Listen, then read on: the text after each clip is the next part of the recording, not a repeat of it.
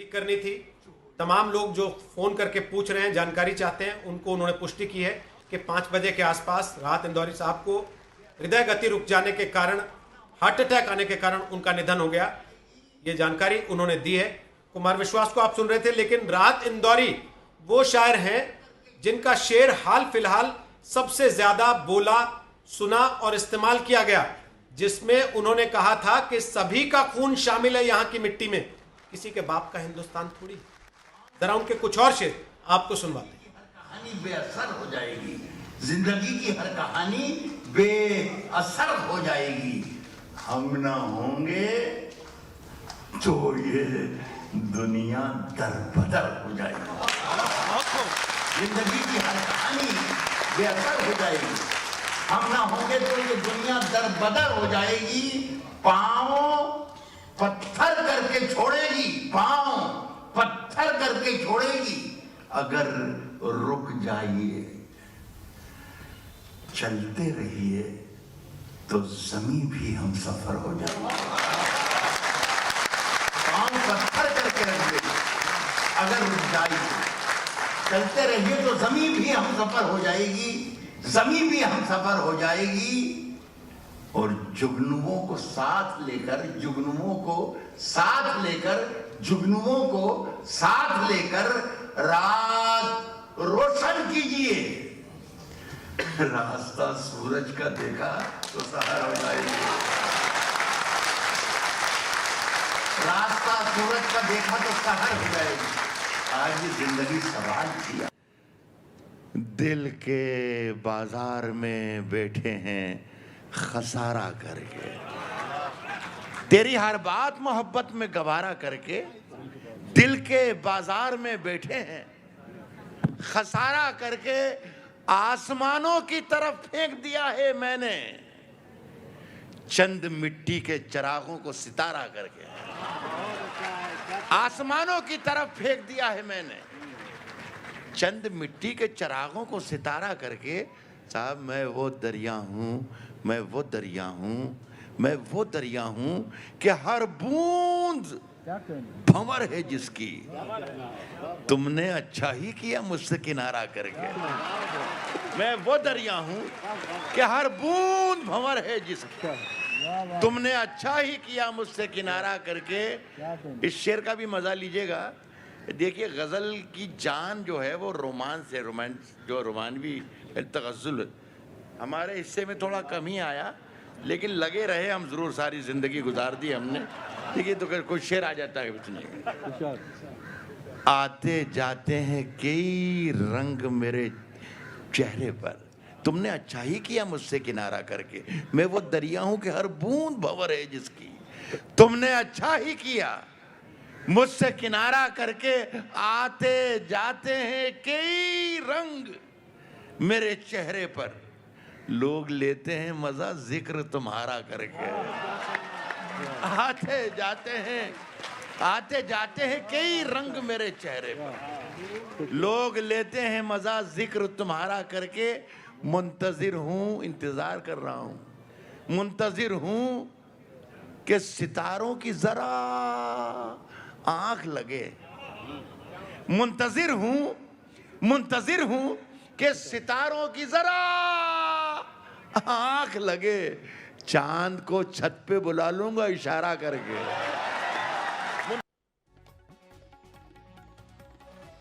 तो ये था राहत इंदौरी का अंदाज़े बयां, बेखौफ, बेबाक, बिंदास। नवाज देवबंदी, जाने माने शायर, जो उनके समकालीन इस वक्त हमारे साथ फोन लाइन पर हैं। नवाज साहब, ये बहुत बड़ा नुकसान राहत इंदौरी का जाना। आखिरी बार बात कब हुई थी आपकी राहत साहब से? आखिरी बार तो अभी 4-5 रोज पहले ही बात हुई थी राहत साहब से। मैंने उनका मिजाज पूछा तो उन्होंने कहा कि भाई मैं तो घर से नहीं निकलता हूं, लेकिन ये कि तबीयत ठीक है। तो मैंने कहा कि बहुत अच्छा, लेकिन बहरहाल उर्दू स्टेज का नहीं बल्कि शायरी से हर मोहब्बत करने वाले का नुकसान। वो चाहे किसी भी जबान में शायरी करता हो, हिंदी में, उर्दू में, पंजाबी में, सबका बहुत बड़ा नुकसान है। और मुशायरों और कवि सम्मेलन की दुनिया का तो बादशाह था वो आदमी। बादशाहत की है स्टेज पे राहत इंदौरी साहब ने। कमाल ये था कि बड़े तीखे और खुरदुरे लहजे का एक सच्चा और ईमानदार शायर। राहत साहब के यहाँ जो गजल का जायका है वो कड़वा तो जरूर है, लेकिन उसके अंदर एक अमृत है, एक शहद है, एक मिठास है। बहुत बड़ा नुकसान हुआ, हमारा जाती नुकसान भी है, अदब का नुकसान भी है, साहित्य का नुकसान भी है। राहत इंदौरी जो है वो किसी एक शख्स का नाम नहीं, बल्कि एक अंजुमन का नाम है, पूरी एक महफिल का नाम है। राहत साहब ने जिंदगी की जो तलखियां हैं, कड़वाहट है, जो खुरदरापन है, उसको गजल बनाया है। और कमाल ये है कि वो खुरदरापन, वो खारदार लहजा चुभता जरूर है लोगों को, लेकिन ये कि लोग उसकी सच्चाई का एतराफ करते हैं। हेलो, शुक्रिया नवाज साहब आज तक पर आने के लिए और अपने शब्दों में बयां करने के लिए कि राहत साहब को आप कैसे याद करते हैं। शम्स ताहिर खान मेरे सहयोगी इस वक्त आ गए हैं आज तक न्यूज रूम से, और रविश पाल सिंह इस वक्त हमारे साथ लाइव मौजूद हैं भोपाल से, जो जानकारी पूरी दे रहे हैं वहां से पूरे घटनाक्रम की। शम्स, आप राहत इंदौरी को कैसे याद करते हैं? मुझे याद है आखिरी आपकी मुलाकात जो मेरे सामने हुई वो शायद साहित्य आज तक के मंच के आसपास हुई होगी। बिल्कुल रोहित, आखिरी वो सारी चीज़ें याद आ रही है। साहित्य तक पे मुशायरा था जिसमें ये तमाम लोग, बल्कि ये कहूँ कि जो मेरी जान पहचान है, मुलाकात है, शायरी उसकी एक वजह है बहुत बड़ी। और उस वक्त उन्होंने एक चीज़ कही थी कि अब मैं बड़ा बीमार रहता हूँ, ठीक से खड़ा होना थोड़ा मुश्किल होता है, पैर का ऑपरेशन हुआ, डायबिटीज़ भी था, ऊपर से ये कोरोना। तो ये था, हालांकि उन्होंने अपने 70 साल की उम्र में करीब 50 साल तक दुनिया का ऐसा कोई कोना या कोई देश नहीं है जहां उन्होंने मुशायरा न किया हो। और राहत इंदौरी वो शख्स है जिनको कहते हैं कि ये मुशायरे के लुटेरे थे, जहां ये खड़े हो जाते थे मुशायरा लूट लेते थे। और यही वजह है कि आज के अगर हम दौर की बात करें, चाहे वसीम बरेलवी हों, उससे पहले निदा फाजली साहब, बशीर बदर साहब, इस दौर के ये जो शायर थे ये सबसे बड़े शायरों में से एक। और आज शायरी की दुनिया एक तरह से वीरान हो गई, क्योंकि राहत इंदौरी का नाम हम लोग, मुझे याद है कि जब भी वैसी उदास होते हैं या कुछ ऐसी चीज़ें होती हैं तो कुछ नहीं, यूट्यूब पे ही जाके राहत इंदौरी के शेर व शायरी और ये सारी चीज़ें सुनने लगते हैं। कई ऐसे हौसले मिलते हैं। जैसे एक शेर उनका हमेशा इंस्पायर करता है मुझे, वो ये कि तूफ़ानों से आंख मिलाओ, सैलाबों पर वार करो, मल्लाहों का चक्कर छोड़ो, तैर के दरिया पार करो। तो ऐसे तमाम उनके जो शेर हैं, और ऐसे ज़बरदस्त शायर। और एक तरफ फिल्मों में भी आप देखिए कि मुन्ना भाई MBBS जैसे फिल्म में उन्होंने गाने लिखे, वो भी फरमाइश पर। तो उनका एक पूरा एक कैरेक्टर है। और ख़ास तौर पर जो उनकी शायरी की दुनिया थी, मुझे नहीं लगता कि राहत इंदौरी जैसे क्रांतिकारी शायर, हालांकि उन्होंने कई ऐसे शेर लिखे जो सरकार को पसंद नहीं है अलग अलग वक्त में, और कुछ ऐसे शेर थे जिसके लिए उनको बाकायदा थाने भी जाने पड़े। एक शेर में उन्होंने कहा था कि सरकार चोर, और हर मुशायरे में इस चीज़ का जिक्र करते थे। तो पुलिस ने उनको बुला लिया था, पर वो जाकर उन्होंने कहा कि मैंने इस शेर में कभी ये नहीं कहा कि हिंदुस्तान की सरकार चोर है, या पाकिस्तान की, या ब्रिटेन की, या अमेरिका की। तो पुलिस वाले हंसते और कहते कि क्या आप हमें बेवकूफ़ समझते हैं? तो ये सारी चीज़ें जो अपनी शायरी में कहते थे और सारी बातें कह जाते थे, उसको लेके एक क्रांतिकारी शायर के तौर पे भी आप उनको देख सकते हैं। और हमेशा सरकार और सिस्टम के ख़िलाफ़ उन्होंने अपनी शायरी की। आखिरी जो शायरी थी उनकी, अभी स्वच्छता अभियान था, उसके ऊपर भी उन्होंने बहुत खूब लिखा था। तो वक्त के हिसाब से, मुद्दे के हिसाब से शायरी करने वाले, और सबसे बड़ी बात, मुशायरा लूटने वाले शायर अगर कोई थे तो वो राहत इंदौरी थे। इत्तेफाकन शम्स, उसी शेर का मैंने जिक्र किया था जिसका आपने जिक्र किया अभी, जिसमें वो कहते हैं कि चोरों चक्कों की भी कद्र करो, जाने कब कौन सरकार में आ जाए। और साथ ही साथ जो चर्चित शेर उनके, खास तौर पर चाहे वो राजनीति के गलियारों में हो, एक दूसरे को नीचा दिखाने के लिए इस्तेमाल किया जाता रहा हो, हाल फिलहाल कि लगेगी आग तो आएंगे कई घर जद में, इस गली में सिर्फ हमारा मकान थोड़ी ही है। या फिर जो वो लिख के गए कि अंदर का जहर चूम लिया, धुल के आ गए, जितने शरीफ लोग थे सब खुल के आ गए। ये राहत साहब की कलम में ही बात थी। इस तरह के तल्ख लेकिन फिर भी पसंद आने वाले शेर बहुत कम लिखे गए। एक बार रविश के पास चल सकते हैं भोपाल, उसके पहले साहित्य तक के कुछ अंश हम आपको दिखाते हैं। राहत इंदौरी की जुबानी आपको सुनना चाहिए उनको। कह रहा हूं कि तीर मेरे हाथ में था तो मुझको अर्जुन कह दिया, देखना तकरीर का रुख कैसे बदला जाएगा। खून में लथपथ हुआ मौसम तो फागुन कह दिया। देखना तकरीर का रुख कैसे बदला जाएगा। खून में लथपथ हुआ मौसम तो फागुन कह दिया। खून में लथपथ हुआ मौसम तो फागुन कह दिया। इस एहसास के साथ कि दिल्ली वालों को शेर सुना रहा हूं, और इस एहसास के साथ कि मेरे आइडियल और मेरे बनाने वाले, मेरे मेकर, मेरे आइडियल वसीम साहब भी मेरा शेर सुन रहे हैं, इस एहसास के साथ एक शेर पढ़ रहा हूं। खून में लथपथ हुआ मौसम तो फागुन कह दिया। साहब उसको हर एक रोग का नुस्खा ज़बानी याद है। शेर सुन के बता दीजिएगा। उसको हर एक रोग का नुस्खा ज़बानी याद है। देखना तकरीर का रुख कैसे बदला जाएगा। खून में लथपथ हुआ मौसम तो फागुन कह दिया। उसको हर एक रोग का नुस्खा ज़बानी याद है। मेरे मुंह से जख्म निकला उसने नाखून कह दिया। मेरे मुंह से जख्म निकला। बहुत बढ़िया।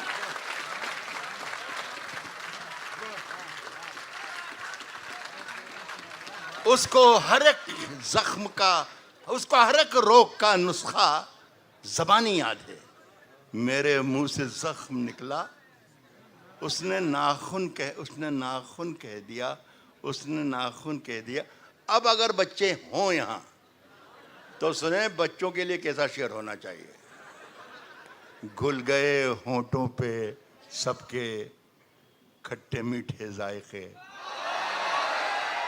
घुल गए होंठों पे सबके खट्टे मीठे जायके, घुल गए होंठों पे सबके खट्टे मीठे जायके।